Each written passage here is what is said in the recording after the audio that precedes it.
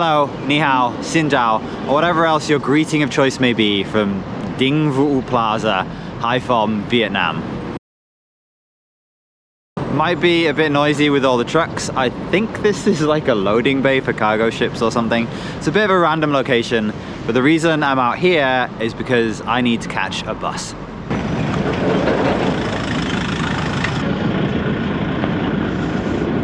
Bus successfully caught. First worry out of the way.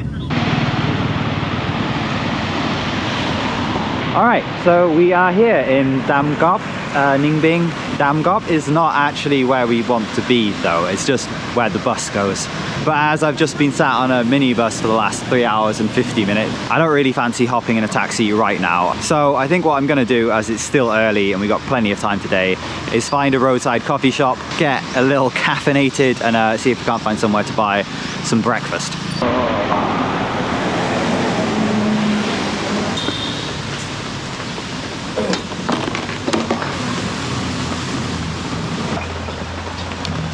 That's actually really good coffee. And the banh mi looks really nice as well. Right, so I may not have properly explained this video just yet. Everything's a bit of a rush. Basically, I'm down in Ninh Binh for the Phuong Jungle Paths, in my case, marathon, but trail race. There's a bunch of different distances. I think from 10K all the way up to 100. I have plumped for 42 or 41.5 according to the GPS map. And this is going to be my first ever trail marathon. Third trail race, with the first one being the Nambe Hu 18K that I did while I was still in China, and my second one being the 25K Dam Dao City Trail that I did last month, the end of February, whenever that was. I'll probably talk about the course later on.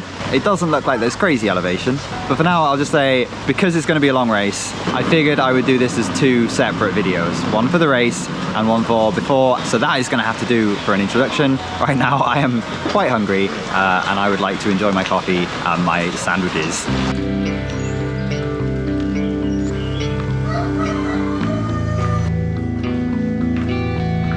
Alright, all checked in.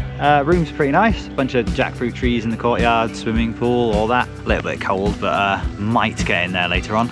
Weather, I don't know if you can see it's raining. It's a little bit miserable, but it's sort of light, pleasant rain. Like, it's the sort of weather that would put maybe a bit of a downer if I was out here for tourism purposes. But for running, it is perfect conditions. So hopefully tomorrow it's something similar to this. Anyway, I want to go get my bib picked up and then try and find somewhere to get some supplies, drinks and snacks and stuff for tomorrow's race. And then hopefully we should have enough time left in the day to just sort of ride around and check out the scenery.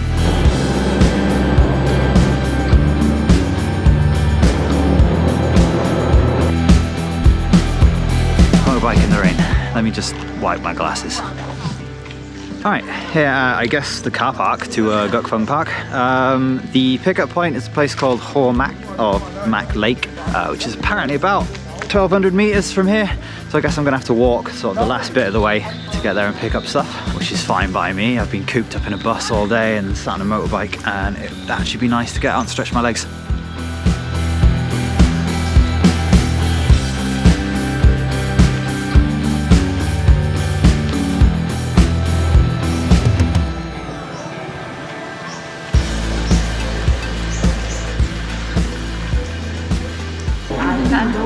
Oh, thank you. Please get the race keys. Okay, thank you.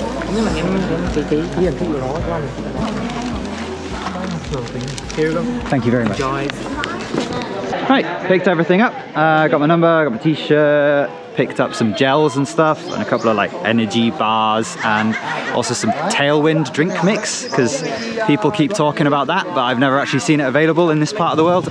So I got most of my energy and hydration sorted for tomorrow. I might, you know, pick up a few extra things. I think 7 gels and 2 bars should get me quite far, and then I'll probably try and pick up something a little bit more normal. Hello. Where are you from?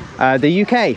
But yeah, that's most of the nutrition stuff sorted for tomorrow. They did have some sort of souvenir t-shirts in there. Unfortunately, the smallest size they had was a medium, and I kind of wanted to get like a small one that would still be massive on kiddo. But obviously without that option, I can't get like a family set, so I'm not gonna bother. So now I think all that's left is to walk back down here to the motorbike, figure out where I'm gonna go and chill or look around, because the rain seems to be stopping, which is nice. And then, yeah, decide what to do with the rest of the day.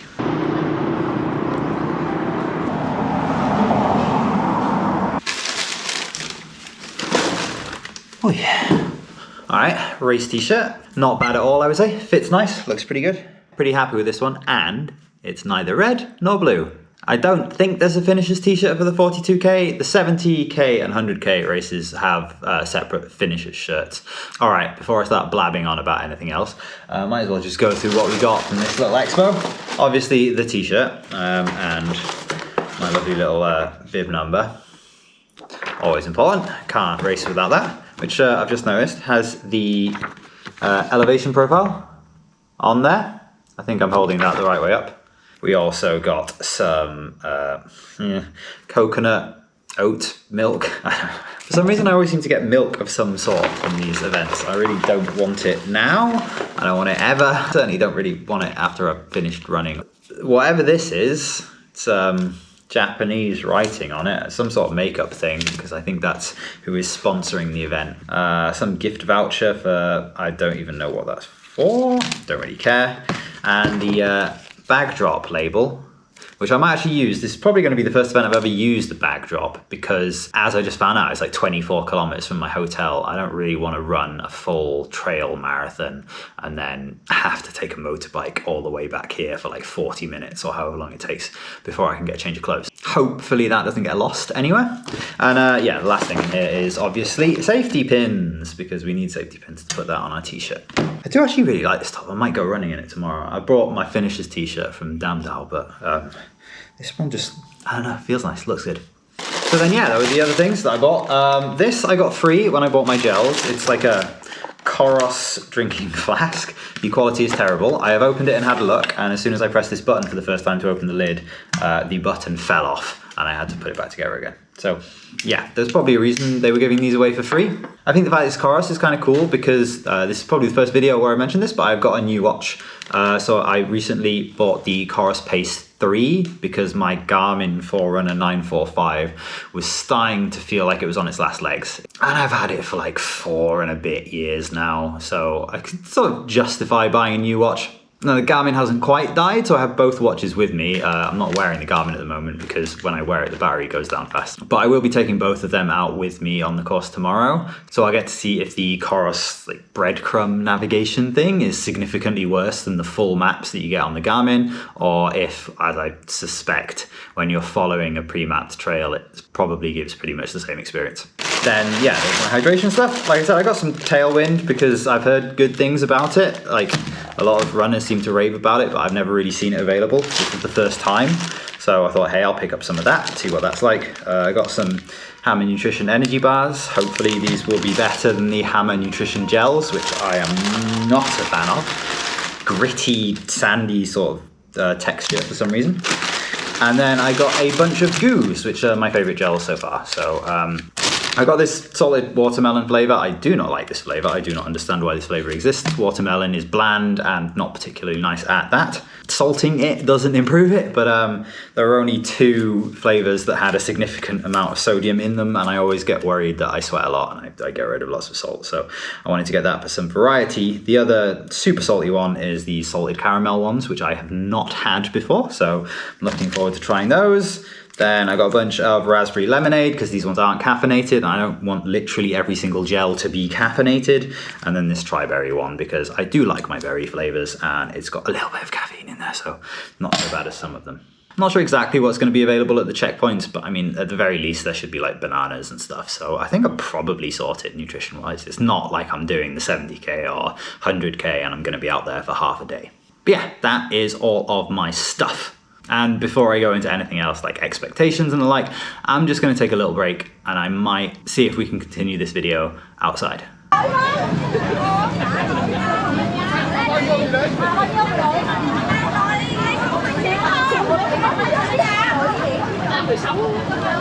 So I just popped out to buy some water, and because I needed to buy an extender plug. It's kind of late in the afternoon already and I'm tired and it's overcast, so I probably won't go out and find anything touristy to do tonight. I think especially with this race coming up tomorrow and how grueling I'm expecting it to be, I think I'm just gonna relax here, possibly go for a swim, although it is a bit nippy, and then have an early night because I've got to get up tomorrow, probably about 5, maybe a little bit earlier. I'm gonna set off at 6, take the motorbike down to the park, should get there in time to start at 7.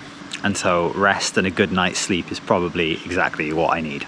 But there is one last thing that I wanted to talk about before tomorrow's race, and that's something I do before every race, and it's kind of expectations.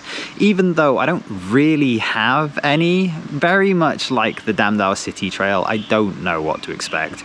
It's a trail course with elevation. Every course is different. Everyone has its own challenges. I've never gone anywhere close to 42k off-road before. So like guessing a time is incredibly difficult. Not to mention, I don't really know what my fitness is going to be for this sort of thing. In fact, I don't think I've made it to 20 kilometers since February. Damdao City Trail might actually have been the last time I made it above 20. My point is, I don't really think I'm in shape to run a marathon, even on the roads. And so doing it with 1,000 meters of elevation is, yeah, it's kind of scary. I don't think I've ever been this unprepared for a marathon before. And so I probably shouldn't be expecting to go super fast. At the same time, I don't think I should be expecting to go as slow as I did at Damdao. I was not pushing during that event. I was just there to get through it and enjoy myself and try something comparatively new. Whereas with this one, I kind of want to push it a little bit closer to the edge. So I am expecting to go faster, even though I'll be going further. And I think that will be helped by the course profile. So I'll just go over that super quick. According to the race organizers, there's 1,050 meters of ascension throughout the 41.5 kilometer course, which is about what the Damdao organizers said there was in the 25 kilometer Damdao trail. So it's the same amount of ascension over a much longer course. And unlike Damdao, which had a massive climb and a massive steep descent, which was pretty slow on the way down as well, in pitch black conditions right at the beginning of the race, the Gukfeng Jungle Path's 42k route, I think, doesn't have any climbs that are above 100 meters. There is 200 or 300 meter climbs, and it's hard to tell exactly from the gradient maps, but it looks like they sort of average about 15-20 degrees. So not super comfortable to run, but nothing crazy. And then there's like a handful of sort of 80, 90, 60, 70 meter climbs sort of thrown in throughout, most of them coming in the first 2/3 of the race. I think the last sort of substantial, comparatively, steep climb comes just before 28 kilometers. So right about the sort of time where I'd be expecting things to get pretty hard in a road marathon. In this case, it's going to flatten out after that, and it should possibly get easier. There is still elevation in the final third, but it's fairly gradual and sort of long, slow climbs. The sort of thing that you could definitely keep running at a sort of steady, if slightly easier pace. With only 2 real hills in there, again, I don't think either of them are 100 meters, but one of them is a very gradual climb, and then one of them is a bit steeper. But that is also the final climb on the route, coming in like the 40th or 41st kilometer, and then from there it's just downhill to the finish line. So even if that one is a little bit steeper, a little bit more intimidating, by that point, and sort of give it all you've got, hurl yourself at it, and know that you can just roll downhill for the final few hundred meters.